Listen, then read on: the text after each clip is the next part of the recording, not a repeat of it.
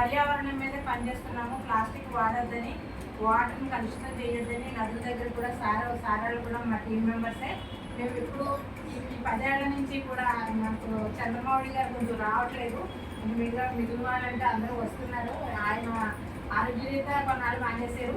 ఇప్పుడు మళ్ళీ సార్ వస్తున్నారు. అలాగే సతీష్ గారు కానీ, వాణి గారు కానీ మా ఆత్మీయులు అనమాట. మా జీవనానికి ఫస్ట్ వీళ్ళు నాకు అందరికీ సపోర్ట్. ఇప్పుడు ఈశ్వరికి క్లాప్స్ లేకపోతే మళ్ళీ పడుతుంది. ఎందుకంటే వస్తుంటే నన్ను తెలిసి ఆ క్రెడిట్ కూడా మన చంద్రబాబు గారికి తప్పుతుంది. అప్పుడు పరిచయం చేసింది ఆయన ఇక్కడ గుడి దగ్గర.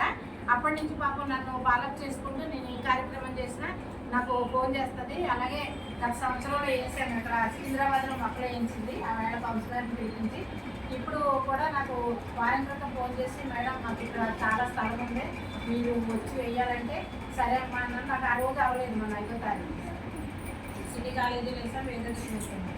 మేము మేడం చెప్పిన వల్ల నాకు ఈ ప్లేస్ తెలిసింది, లేకపోతే మేము రాం కదా. కాబట్టి మేడంకి మనం చాలా ధన్యవాదాలు తెలియజేయాలి.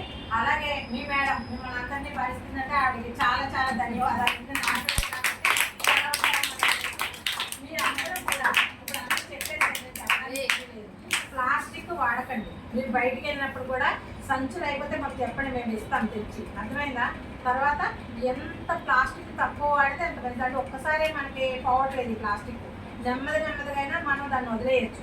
కాబట్టి వాటర్ గురించి మేమైతే నదుల దగ్గర క్లీన్ చేస్తున్నాం. వెళ్ళి ప్లాస్టిక్ తీస్తున్నాము, ఆ చెత్త వేసేస్తున్నారు. అది తీస్తున్న వాళ్ళు వేసుకుని మాలు వేసుకున్న బట్టలు కూడా నీటిలోనే వదిలేస్తున్నారు. అవన్నీ కూడా మేము శ్రీశైలం వెళ్ళి అంతా కూడా క్లీన్ చేసి వస్తున్నాం. అంటే శ్రీశైలమే కాదు, విజయవాడ నవరాత్రుల్లో, తర్వాత మన ఫెస్టివల్ కుంభమేళాకి వెళ్ళాము, తర్వాత మన ఇంకా పుష్కరాలు కాళేశ్వరం పుష్కరాలకి ఎక్కడ ఏది జరిగినా మా టీం అంతా మేము వెళ్ళి అక్కడ క్లీన్ చేస్తున్నాం.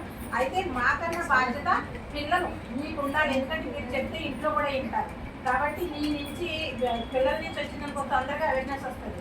చదువుకునే పిల్లలు మేమెందుకు టార్గెట్ చేశారంటే దాని గురించి పిల్లలు చెప్తే వింటారో. వాళ్ళు మానేస్తే కూడా పెద్దవాళ్ళు కొంచెం బుద్ధి వస్తుంది.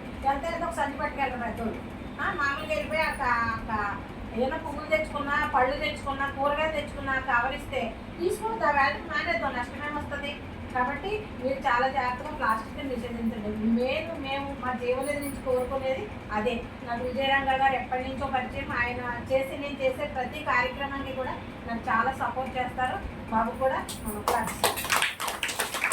ఈ సంవత్సరం అంతా మేము వీటితో కలిసి మొక్కలు వేయాలనుకుంటున్నాము. కాబట్టి మాకు అందరూ కూడా సపోర్ట్ చేసే వాళ్ళందరూ కూడా చాలా చాలా ధన్యవాదాలు. అందరికీ